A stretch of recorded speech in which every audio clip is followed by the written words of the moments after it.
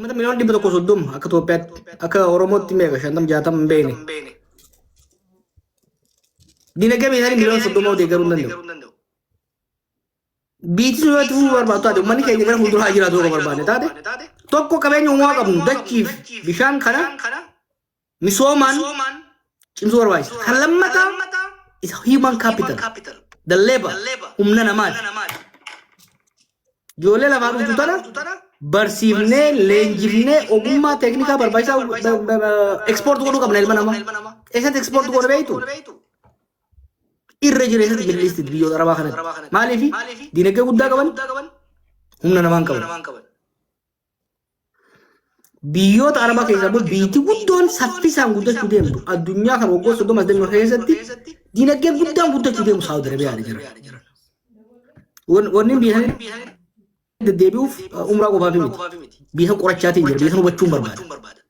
Maaliif hireen teenya hireen dinagdeedhaa inni guddaan Saawud Arabiyaa wajjin Chaayinaa caala Ameerikaa caala. Maaliif dinagdee bal'aadha.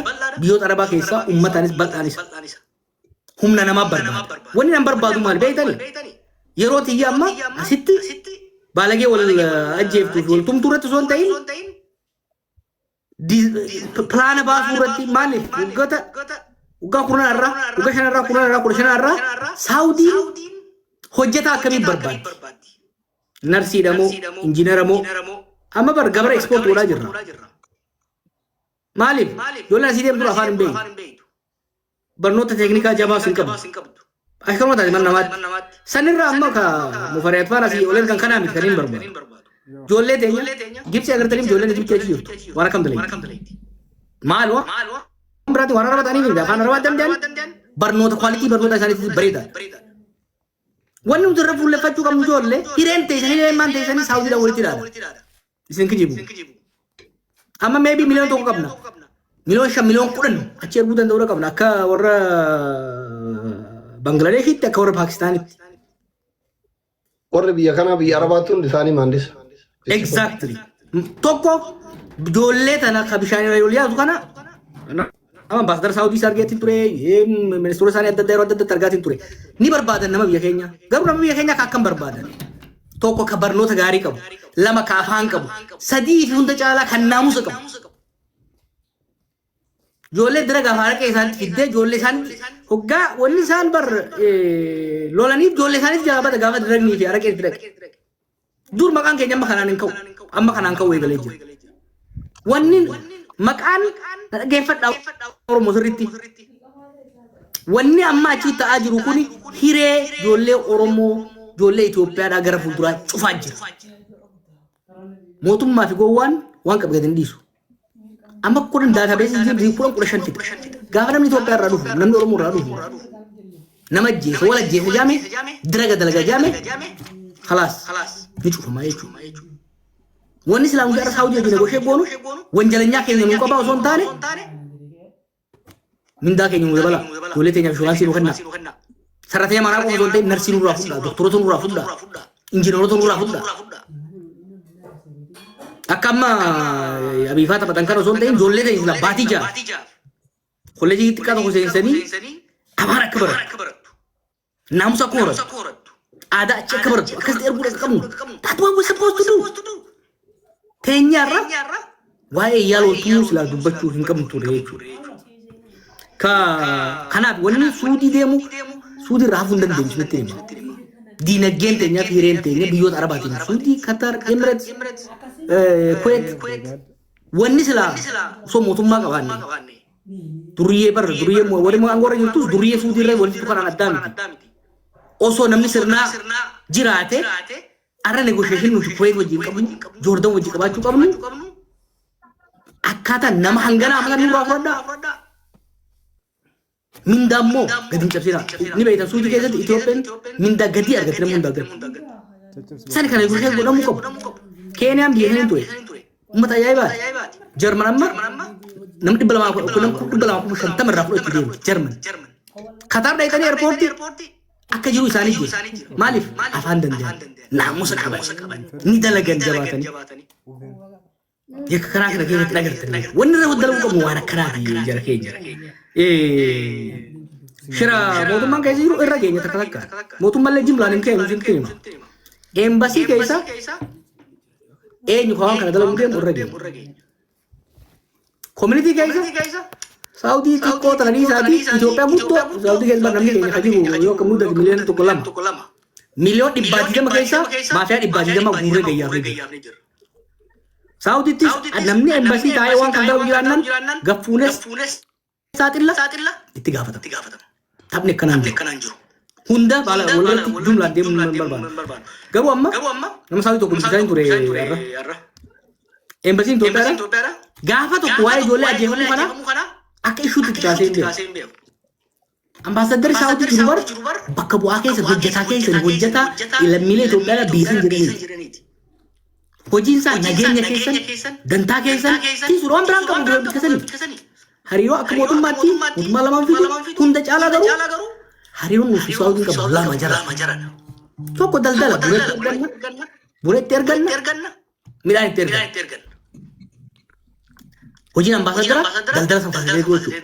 Hunda caalaa kan bira argannu nama ekspoortitti goona. Nageenya mirga dantaa lammiilee sanii kabachiisuuf hojii ambaasaddaraati. Gaafa tokko gaafa jedhe gurbaan achi dhaqee afaan arabaan beeku. Maal godhaan ambaasaddarri afaan arabaan beekne maal godhi arabaati. Ambaasaddara jechuun bara dubbii himaa keeti kominikeeshin ofiisara keeti biyya Hagara kan hundi uumamtee maqaan biyyaa badu ambaasaddarrii fi hojjettoonni embaasiidhaan waan kana ishuu guddaa godhanii poolisa wajjin ta'anii koominitii wajjin ta'anii ulamaa wajjin ta'anii ijoollee kana qabanii adabuu danda'uu qaban. Kanan goone ammas godhuu danda'uu qaban. Kun waa'ee siyaasaatii miti waa'ee paartii lamaati miti. Akka lammummaatti waan godhamuu qabu jechuudha. Ka warra ammas irra deebi'e warra keessa jirtan Sadda si wanda mata ka tunta pakenya borra ha so te kaisa ukan na je gasti ro su tan jira ma joling kaisa naru faja tatar te fafal me lai amma bot ni kharma bol kabate wala masli ka sa ran jabes rakon rakar bu ha barbadu dubin tan jar samadan mali ni do aida ni balage ak ilke ramu itu bukasani tabam si sudan sirreisa Akan goal. Very simple crowdsourcing. Crowdsourcing itu ummata digadgacha. Amma boda namni asli jampu ko wanjalo hojjete. Nama jawar jawu birat matale jira arra lahan ne masi na mere. Asli jawar soli na sadila. Abba yakko jatus nama inni latae nama inni malak erguf nama wal guruf khanas warra bi alati wa ergufan Anda tuh keluarga dating. By the way, kau eru fitnah mencari zaman tuh, semua video nama. Eru, uga fitnah.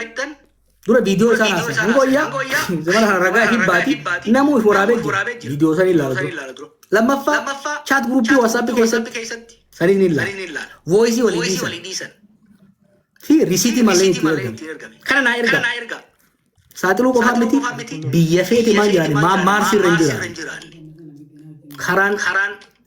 Faranji nama akit punya kabde biaya sibab tu babu anabo ke jabbin rejette Faranji rajdar budaya mulai citizenship cover singo by the way Norway kaisa lammin ertra lammile ton ertra lammin Norway ta akare mambe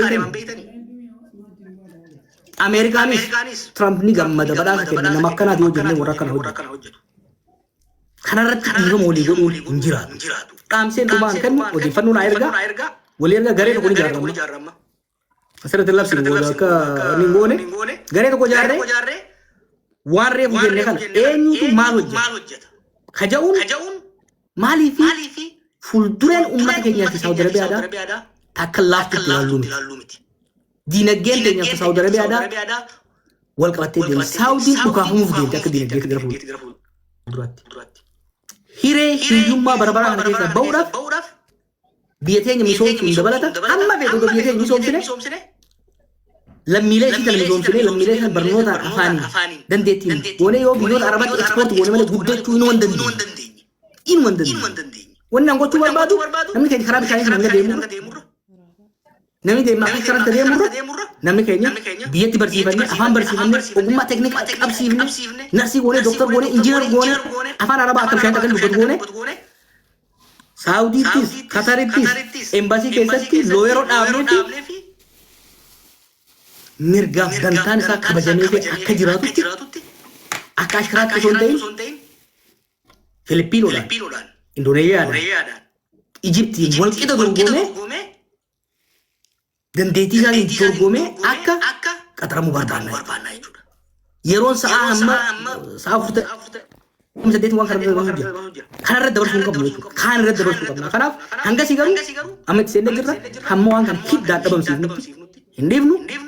Yakkamtoota kana nu ergaa warra yakkamtoota dahoo ta'us nu ergaa warra biyya alaa maqaa fooshaatiin haa taatu maqaa maaliin waan kana walaa jiranii keessa jiranis nu ergaa akkaamii barbaachisaa irra fudhanna sagantaa bareedaa ture hedduu galatoomadha anillee kana boodaas immoo biraa tokkoon seenaa ulfaadha marii bareedaa ture rabbi nu haa milkeessu rabbi nagaa haa buusu rabbiinis akka mararaan jedhe rabbi faranjiin abbuma tattaafate wajjin dhaabatti.